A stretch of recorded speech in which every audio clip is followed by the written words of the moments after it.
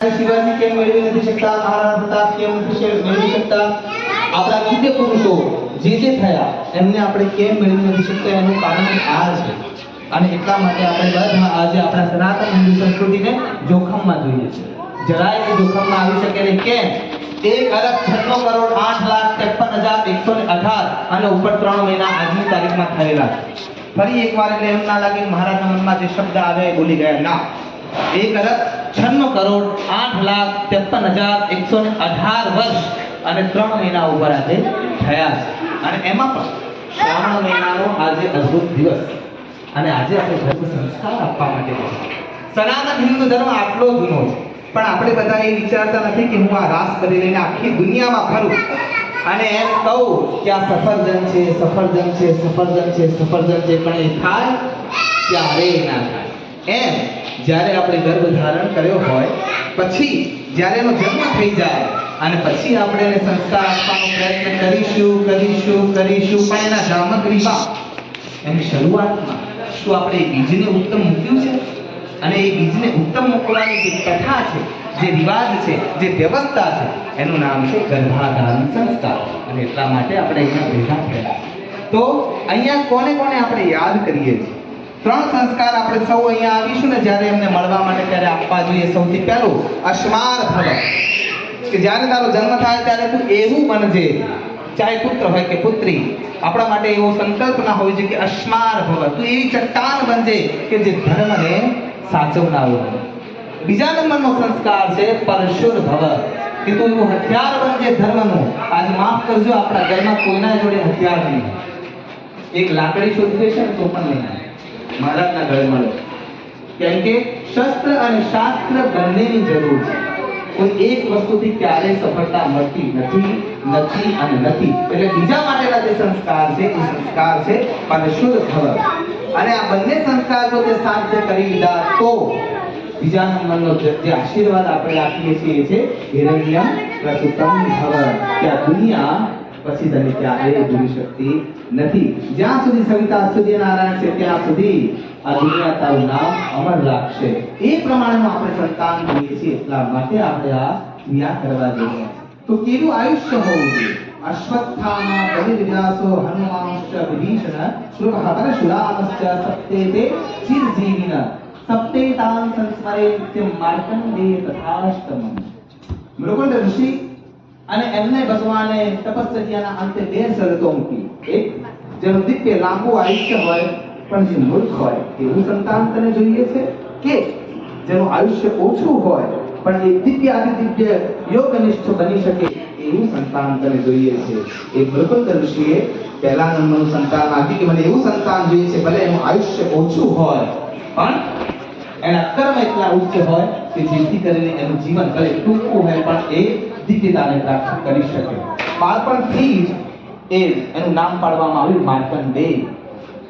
માર્કંડેયનો જન્મ થાય છે. જન્મ થયા પછી માર્કંડેયને એક વસ્તુ શીખવાડવામાં આવે છે કે બેટા, આપણા ઘરે જે કોઈ પણ બ્રાહ્મણ દેવતા આવે છે, જે કોઈ પણ સત્ય પુરુષ આવે છે, સાધુ પુરુષ આવે છે, સજ્જન પુરુષ આવે છે, યતિ જતિ પીર સતી ઓલિયા, જે કોઈ પણ દિવ્ય પુરુષ આપણા ત્યાં પધારે છે, એને તારે ખાલી દર્શન કરવા માટે પગમાં પગે લાગવાનું છે અને એની પૂજાની વ્યવસ્થા, સામગ્રીની વ્યવસ્થા તારે કરવાની. આજ્ઞાકારી સંતાન જેવા કોઈ દિવ્ય પુરુષ આવીને એના આંગણે આવીને ઊભા હોય એટલે બાળક દોટ મૂકીને એને પગે લાગે અને જ્યારે પગે લાગે ને ત્યારે પહેલો આશીર્વાદ નીકળે, આયુષ્યમાન ભવ.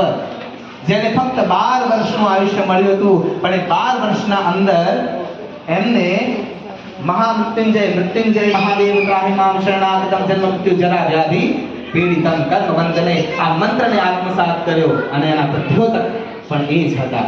અને 12 વર્ષના અંતે ભગવાનના જે વિધાતાના લેખ છે એને કોઈ મેઘ ના મારી શકે, પણ યમરાજ પોતાનો યમપાશ લઈને આવે છે. યમપાશ ફેંકાય છે. જેવો યમપાશ ફેંકાય છે, મૃત્યુંજય મહાદેવ ત્રાહિમામ શરણાગતમ જન્મ મૃત્યુ જરા વ્યાધિ પીડિતમ કર્મ બંધને. અને પછી એક કર્મના બંધન તોડવા વાળા જટાટવી ગલત જલ પ્રવાહ પાવિત સ્થલે ગલે બલમ વિલંબિતામ ભુજંગ ગતુંગ બાલિકામ ડમટ નિરાધવટ ડમરવયમ ચકાર ચંડ કંડ બમ તનો તુના શિવ મને મારો ભગવાન ભોળોનાથ વૈકુંઠનો ભાર ઉઠાવનાર અને ત્રણેય લોકના ખંડનો ભાર તોડનાર એવા મારા ભોળાનાથ પ્રગટ થાય છે અને યમપાશ છૂટે છે અને એમને 1,20,000 વર્ષનું આયુષ્ય મળે છે.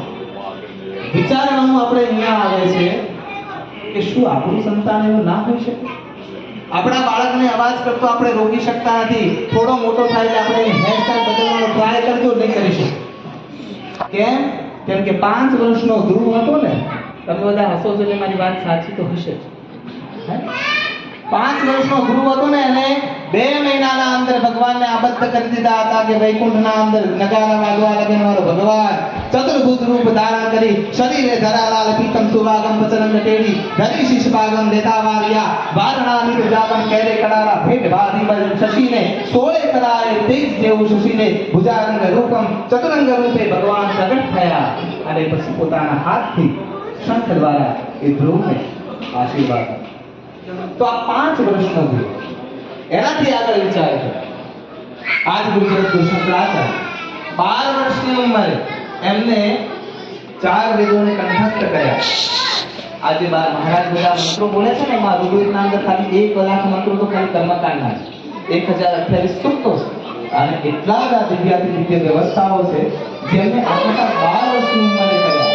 અને એવા આજ ગુજરાત શંકરાચાર્ય 18 વર્ષની ઉંમર થઈ ત્યારે બીજે કોઠે કોણ આવીને ઊભું હશે? અને એ વખતે કુંતા માતા એના સંતાનને એવું સમજણ આપે છે કે પહેલા કોઠે આ વ્યક્તિ તારો સામનો કરશે અને એને તારે આ રીતે હરાવવાનું છે. એનો મતલબ સીધો એવો થાય છે કે કુંતા માતા યુદ્ધના મેદાનમાં ગયા વગર એમને એવી ખબર હતી કે યુદ્ધ કોણ સામે લડવા આવશે, કેવા ચક્રવ્યૂહને કોણ ભેદી શકે અને કેવી રીતે મારું સંતાન એ ચક્રવ્યૂહને તોડી શકે. તો આટલી ખબર એમને પહેલાથી હતી ને, એટલા માટે આપણા ત્યાં એક અમર પાત્ર મળી જાય છે.